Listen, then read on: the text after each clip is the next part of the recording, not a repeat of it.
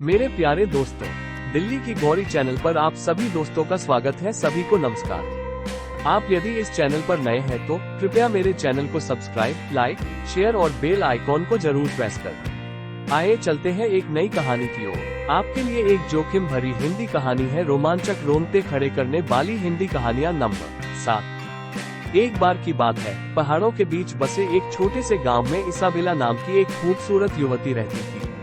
वो अपने आकर्षक लुक और साहसिक भावना के लिए जानी जाती थी। इसाबेला हमेशा से वर्जित चीजों की ओर आकर्षित थी। वो ऐसे रोमांच की तलाश में थी जिसके बारे में अन्य लोग केवल सपना देख सकते थे। एक दुर्भाग्यपूर्ण दिन इसाबेला ने गांव के बाहरी इलाके में स्थित एक छिपी हुई गुफा के बारे में अफवाहें सुनी। ऐसा कहा जाता था कि इस गुफा में रहस्यमय शक्तियां और रहस्य हैं जो कल्पना से परे हैं।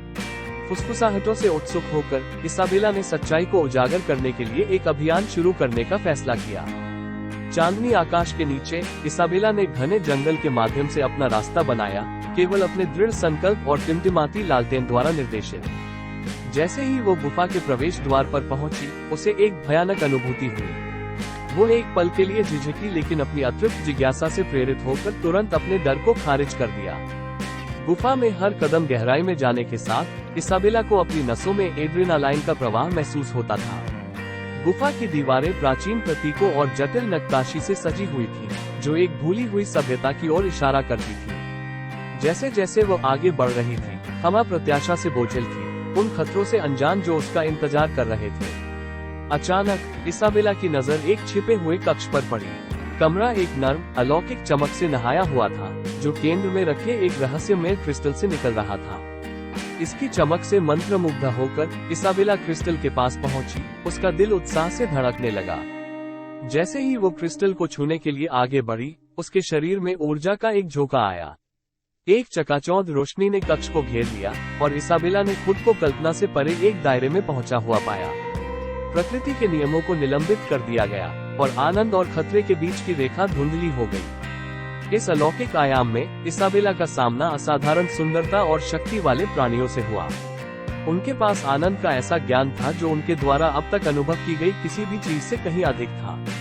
उन्होंने निश्चित इच्छाओं और अकल्पनीय संवेदनाओं की दुनिया में उसका मार्गदर्शन किया, उसके आराम की सीमाओं को पार किया और उसके भीतर एक कच्चा जुनून जगाया। जैसे ही इसाबेला ने अपनी नई मुक्ति को अपनाया, दिन रात में बदल गए और रातें एक कालातीत अस्तित्व में बदल गईं। परमानंद के इस दायरे में उसने खुद को अज्ञात के सामने आत्मसमर्पण करना, जोखिमों और निश्चित के रोमांच को गले लगाना सीखा। लेकिन सभी रोमांचों की तरह इसका भी अंत होना था। भारी मन से इसाबेला ने करामाती क्षेत्र को अलविदा कहा और अपने गांव लौट आई। जिन अनुभवों का उसे सामना करना पड़ा, उसने उसे हमेशा के लिए बदल दिया। उसके भीतर एक ऐसी आग जल गई जो कभी बुझ नहीं सकती थी।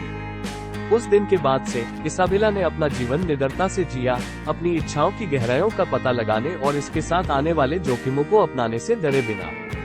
वो अपने गांव में एक किंवदंती बन गई। उसकी कहानी जुनून की शक्ति और अज्ञात के आकर्षण की याद के रूप में ग्रामीणों के बीच कानाफूसी करने लगी।